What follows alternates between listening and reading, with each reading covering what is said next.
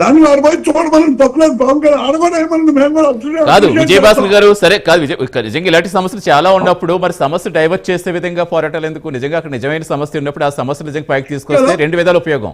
ఒకటి వాళ్ళకు ఉపయోగం, మీకు ఉపయోగం, ప్రభుత్వానికి కూడా తెలియజేసే విధంగా. మనము ధర్నాలు చేసామంటే ఒక 100 మందికి అన్యాయం జరిగిందంటే మీరు అక్కడికి వెళ్ళి మాట్లాడాలి.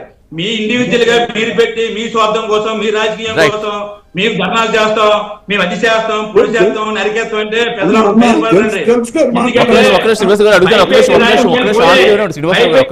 పోయాయి. ఈ రోజు నీతి నిజాయితీగా ఎవరైతే అన్యాయం జరిగితే అడుగుతారో ఆ నాయకుడే నిలబడతాడు, మరెవరు ఉండరు. వస్తాను శ్రీనివాస్ గారు, మీ దగ్గర వస్తే శ్రీనివాస్ చౌదరి గారు వస్తాను. ఒక నిమిషం వస్తాను. విజయభాస్కర్ గారు కాదు విజయభాస్కర్ గారు, నిజంగా సమస్య డైవర్ట్ అయ్యే విధంగా పోరాటాలు ఎందుకు? నిజంగా సమస్య మీదే ఫుల్ ఫోకస్ పెడితే అది వేరేగా ఉంటుంది. అక్కడ ఏదో చేయటం వల్ల ఆ సమస్య మొత్తం పక్కదారి పడుతుంది. ఇదే జరిగిపోతుంది కదా కంప్లీట్ గా. ఏమండి, మేము సమస్య డైవర్షన్ పాలిటిక్స్ మాకు అలవాట్లేదు. నిన్న పొగాకు రైతులను పరామర్శించారు. ఇవాళ పొగాకు రైతులకు 1000 క్వింటాలకు 1000 రూపాయల కాడికి గవర్నమెంట్ ఇన్సెంటివ్ ప్రకటించింది. పోరాటం లేకపోతే ప్రకటించేదా? లేదు, పోరాటానికి ముందు ప్రకటించవచ్చు కదా. మేము వద్దన్నావా? చెప్పండి.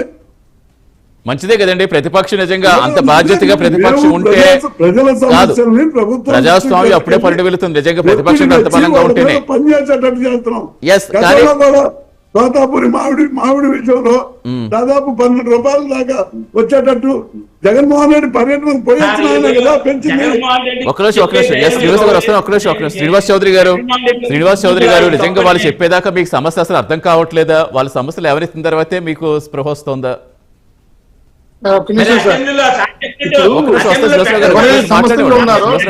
తీసుకొని ఆఫీస్కి రమ్మని చెప్పాం, సవాల్ ఇచ్చినాం. ఎక్కడ కూడా పాల్గొనలేదు. మాటలు చెప్తారు, ధర్నా చేస్తారు. దాని ఉపయోగమే పొగ రైతులకి వీళ్ళ ఆయంలో 1 కేజీ అయినా పొగ కొన్నారా? మేము 200 మిలియన్ కొన్నాం.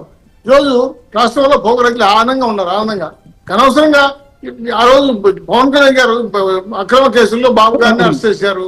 అప్పుడు తీసుకున్న నిర్ణయం వల్ల రోజు వాళ్ళ ప్రభుత్వం కూలిపోయింది. దాన్ని అర్థం చేసుకొని ప్రజల కోసం పనిచేసి చూసి ప్రజల మీద దాడి చేయడం ఏంది? టిఫిన్ సెక్షన్ మీద దాడి చేయడం ఏంది? దుర్మార్గంగా ప్రజలు చేయడం ఏంది? ఇవి మానుకొని మంచిగా ప్రజలకు సేవ చేయండి. చదివేసి మీరు మీ పద్ధతి మార్చుకోకపోతే కష్టం సార్. రాబోయే ఎలక్షన్లో, స్థానిక ఎలక్షన్లో కూటమి ప్రభుత్వం అఖండ మెజారిటీ గెలుస్తా ఉంది. ఎందుకంటే 15 జిల్లా పరిషత్తులు విభజించబోతున్నాం. అన్ని యూనివర్సిటీ కూడా కొన్ని కాన్స్టిట్యూన్సీ మారుతున్నాయి. ఇవన్నీ కూడా ఎమ్మెల్యే మన జెడ్పీసీ కానీ, ఎంపీటీసీ కానీ, కౌన్సిల్ ఎన్నికల్లో కూడా కూటమి గణనీయంగా మెజార్టీ గెలుస్తుంది. రాబోయే రోజుల్లో కూటమి ప్రభుత్వం పూర్తి స్థాయిలో గెలుపొందడానికి మా యొక్క పథకాలు, అభివృద్ధి అన్ని కూడా జనంకి చెప్తా ఉంటే జనం సిరిసిరి తీసుకుంటున్నారు. మా యొక్క డౌట్ కూడా క్లియర్ చేస్తున్నారు. వాళ్ళ సమస్యలు కూడా చెప్తున్నారు. పింఛన్లు కానీ, సూపర్సెస్ కానీ అన్ని కూడా సక్సెస్ అయినాయి. కాబట్టి పూర్తి స్థాయిలో ఎన్నికలకు పోయిన కూటమి ప్రభుత్వ అభ్యర్థులు కూడా సమస్యలు లేవు. మాకు మధ్య కూడా ఎటువంటి సమస్యలు లేవు. మాకు ప్రభుత్వ పరంగా, పార్టీ పరంగా అన్ని సమస్యలు పరిష్కరించడానికి పెద్దలు ఉన్నారు. వాళ్ళు ఎప్పటికప్పుడు పరిష్కరిస్తున్నారు. ఏ సమస్య వచ్చినా పార్టీ పరంగా నిర్ణయం తీసుకుంటే కట్టుబడి ఉన్నారు. కాబట్టి మేము సంతోషిస్తున్నా కూడా కూటమి ప్రభుత్వం మళ్ళీ 30 ఏళ్ళు పెంచేందుకు అధికారం ఉండిపోతుంది. దీంట్లో ఎటువంటి సమస్యలు రావు. దీన్ని పూర్తి స్థాయిలో నాయకులు, కార్యకర్తలు, ప్రజలు చెరువులకెళ్ళి పనిచేస్తున్నారు. మా సమస్య తెలుసుకుంటున్నారు.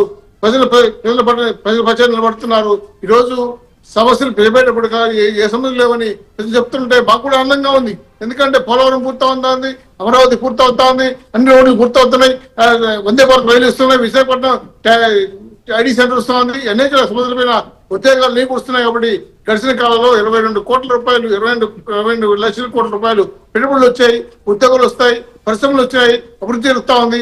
అభివృద్ధి సంక్షేమం 2 కళ్ళుగా కనబడుతున్నాయి. ఈ రోజు ప్రజలకు దాన్ని గుర్తించారు. అందుకే మేము చెప్తున్నాం ధైర్యంగా మా కుటుంబ అభ్యర్థులు ఎవరు నిలబడినారని ఖచ్చితంగా అఖండ మీద గెలుస్తారు. స్థానిక ఎలక్షన్లో 1 సైడ్ వార్ 1 సైడ్ గా తిరుగుతోంది.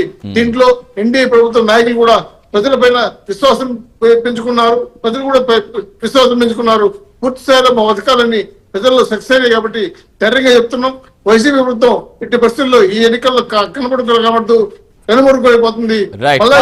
మళ్ళీ ఎన్నికల్లో వాళ్ళు ప్రభుత్వ నాయకులు వాళ్ళ జగన్ గాని ఇటు పరిస్థితుల్లో అభిప్రాయాన్ని మార్చుకోండి. వాళ్ళ అభిప్రాయాన్ని మార్చుకొని ప్రజల కోసం పనిచేస్తే ఏమన్నా అస్థిరీసాలు చూడగలి వాళ్ళ ప్రభుత్వం కూడా పూర్తి స్థాయిలో ఎట్టి పరిస్థితుల్లో కూడా వాళ్ళ అధికారం ఉండేప్పుడు ప్రజలకు ఏం చేయలేదు, ఇప్పుడు చేయమని చెప్పి మా మీద అనవసరంగా నిలవేస్తారు. చేసేదని అసెంబ్లీ రండి, మీరు పార్లమెంట్ పోండి, మీ సమస్య చెప్పండి, ప్రశ్నించకపోతే టైం ఇస్తాం, చెప్తాం, ప్రశ్నించండి, అడగండి, మీ చెప్పకపోతే అడగండి. అసెంబ్లీకి రారు, Right. వస్తాను. ఎందుకు రారు అర్థం కాలేదు. జీతాలు తీసుకుంటారు, పింఛన్లు తీసుకుంటారు, ప్రజల ఆస్తిని అనుభవించారు. కనీసం మీరు నిర్ణయాన్ని గౌరవించాలని కోరుతున్నాను సార్. రైట్ అండి. ప్రైమ్ డిబేట్ మరి షార్ట్ బ్రేక్ తీసుకుందాం. Stay with us.